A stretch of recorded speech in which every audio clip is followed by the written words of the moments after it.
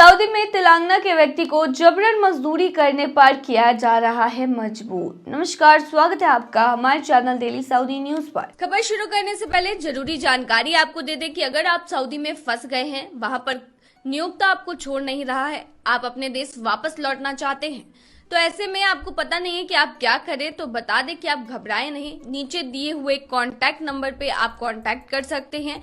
वहां से आपको जो जरूरी हेल्प है वो मिल जाएगी। कानूनी प्रक्रियाओं के तहत सारी कार्रवाई करके आपको महज 3 से 4 दिन के अंदर खरूज लगाकर वापस अपने देश सही सलामत पहुंचा दिया जाएगा। तो दिए गए नंबर पर आप संपर्क कर सकते हैं। सऊदी अरब में एक तेलंगाना के व्यक्ति शक्ली नरसिम्लू, जिनकी उम्र 48 वर्ष है, उनको जबरन मजदूरी करने पर मजबूर किया जा रहा है। उनकी पत्नी संगुला रोजा ने अपने पति को भारत वापस लाने के लिए विदेश मंत्री डॉक्टर एस जयशंकर से मदद मांगी है। कामारेड्डी जिले के नरसिम्लू अगस्त 2022 में स्कूल बस ड्राइवर की नौकरी के लिए रियाद गए थे। उनका ये काम 2 साल के अनुबंध के तहत था, लेकिन वहां जाने के बाद उनके नियोक्ता ने उनसे गड्ढे खोदने, निर्माण सामग्री उठाने, हाउस ड्राइवर और यहां तक कि बकरियों और ऊँटों की देखभाल जैसे काम करवाए। यह सब तब भी जारी रहा जब उनका अनुबंध 6 महीने पहले खत्म हो चुका था। नरसिम्लू ने अपनी पत्नी को एक वीडियो संदेश भेजा जिसमें उन्होंने अपनी परेशानियां साझा की। उन्होंने बताया कि काम से मना करने पर उन्हें मारा पीटा गया। एक बार तो वे भागकर पुलिस स्टेशन तक गए, लेकिन वहां से कोई भी राहत नहीं मिली। उन्होंने बताया, जब 21 नवंबर को मेरे पिता का निधन हुआ तो मैंने भारत लौटने की बात कही, लेकिन उस दिन मुझे कमरे में बंद कर दिया गया और खाने को भी कुछ नहीं दिया गया। अब मैं यहाँ और नहीं रह सकता, मेरे पास घर लौटने का कोई रास्ता नहीं है, कृपया मेरी मदद करें। नरसिम्लू की पत्नी ने एमबीटी नेता अमजद उल्लाह खान से मदद की गुहार लगाई है। खान ने रोजा के लिखे पत्र को सोशल मीडिया प्लेटफॉर्म एक्स पर शेयर भी किया है। रोजा ने पत्र में अपने पति की खराब सेहत का जिक्र करते हुए बताया है कि उन्हें हाल ही में सीने में दर्द की शिकायत हुई थी। उन्होंने विदेश मंत्री से अपील की है कि वो रियाद स्थित भारतीय दूतावास से संपर्क कर नरसिम्लू को जल्द से जल्द वापस लाने में मदद करे। इस मामले पर भारतीय दूतावास ने एक्स पर जवाब दिया और नरसिम्लू की हर संभव मदद करने का आश्वासन भी दिया है। सऊदी से निकाले गए 9000 प्रवासी आखिर क्यों, चलिए बताते हैं। देखिए, सऊदी अरब ने 12 से 18 दिसंबर के बीच नियम तोड़ने वाले 9000 से अधिक प्रवासियों को निर्वासित कर दिया।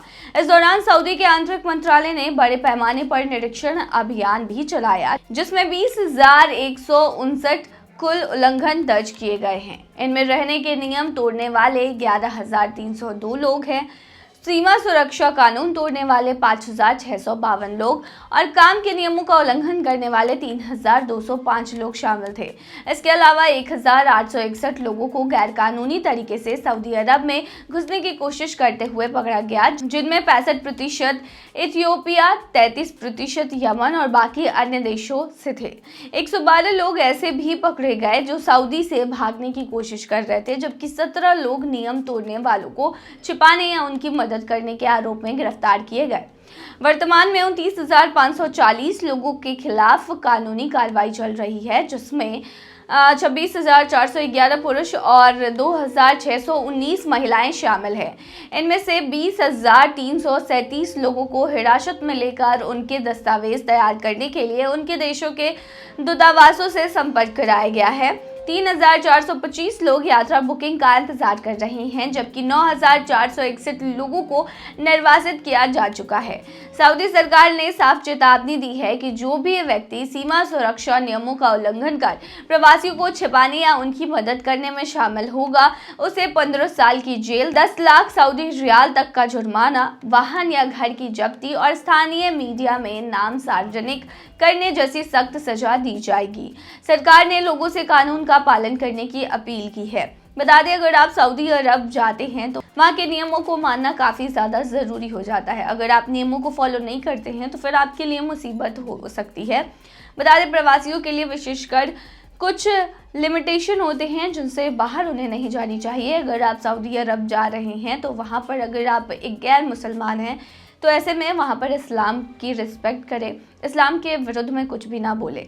इसके अलावा अगर आप सऊदी अरब जा रहे हैं तो वहाँ का ट्रैफिक रूल ज़रूर फॉलो करें, क्योंकि वहाँ पर ट्रैफिक रूल जो है वो काफ़ी ज़्यादा स्ट्रिक्ट होता है। उसे अगर आप नज़रअंदाज करते हैं तो आपके खिलाफ कार्रवाई की जा सकती है।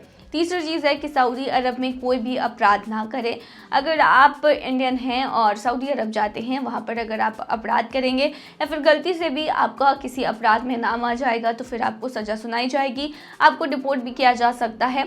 डिपोर्ट के अलावा आपको जेल में भी डाला जा सकता है, इससे भी कड़ी सज़ा सुनाई जा सकती है। इसके अलावा अगर आप इंडियन हैं और सऊदी अरब जाते हैं तो वहाँ पर अपने काम से बिल्कुल भी ना भागे। अगर आप अपने काम से एब्सेंट रहते हैं बिना स्पॉन्सर को बताए हुए तो वो आपको भगोड़ा करार दे देगा। उसके बाद फिर आपको काफ़ी ज़्यादा दिक्कतों का सामना करना पड़ सकता है। कैसे कर सकते हैं मक्का और मदीना में निकाह, चलिए बताते हैं। देखिए, मक्का और मदीना में निकाह करना एक खास और यादगार एक्सपीरियंस हो सकता है। सऊदी सरकार ने अब हर तरह के वीज़ा पर मक्का की मस्जिद अल हरम और मदीना की मस्जिद अल नबवी में निकाह करने की अनुमति दी है। इस्लामिक परंपरा के अनुसार मस्जिद में शादी करना जायज़ है और पैगम्बर मोहम्मद ने भी मस्जिद में निकाह करवाया था। अगर आप मक्का या मदीना में निकाह करना चाहते हैं तो सबसे पहले एक शादी के अधिकारी यानी कि आपको काजी की मदद लेनी होगी, जो शादी की रस्म अदा करवा सके। आपको शादी के लिए ज़रूरी कागजात पूरे करने होंगे, जिसमें विवाह का फॉर्म भरना होगा और विवाह प्रमाण पत्र प्राप्त करना शामिल होगा। इसके बाद इस प्रमाण पत्र को सऊदी के न्याय मंत्रालय यानी कि मुफा से वेरीफाई करवाना होगा और ज़रूरत पड़ने पर इसका अंग्रेजी में अनुवाद भी करवाना होगा। आजकल कई टूर ऑपरेटर्स मक्का और मदीना में निकाह के लिए खास पैकेज भी ऑफर करते हैं और इन पैकेज में उम्रा वीज़ा, मदीना और मक्का में 5 से 7 दिन का प्रवास, दूल्हा दुल्हन के लिए 5 स्टार होटल में एक रात और वलीमे का शानदार डिनर शामिल होता है। इन पैकेज की कीमत करीब 4,500 सऊदी रियाल प्रति व्यक्ति है। टिकट के अलावा और बता दें, यह सुनिश्चित करना ज़रूरी है कि आपका निकाह सऊदी सरकार के नियमों के तहत रजिस्टर्ड हो। इस प्रक्रिया को फॉलो करके आप अपनी शादी को एक खास और पवित्र अनुभव बना सकते हैं। तो सऊदी अरब में निकाह करना चाहते हैं तो ये सभी चीज़ें आपको करनी होगी। उसके बाद आप मस्जिद में जाकर शादी कर सकते हैं, यानी मक्का और मदीना में शादी कर सकते हैं। तो ये थी तमाम जानकारी। बने रहिए ऐसी तमाम खबरों के लिए डेली सऊदी न्यूज़ पर।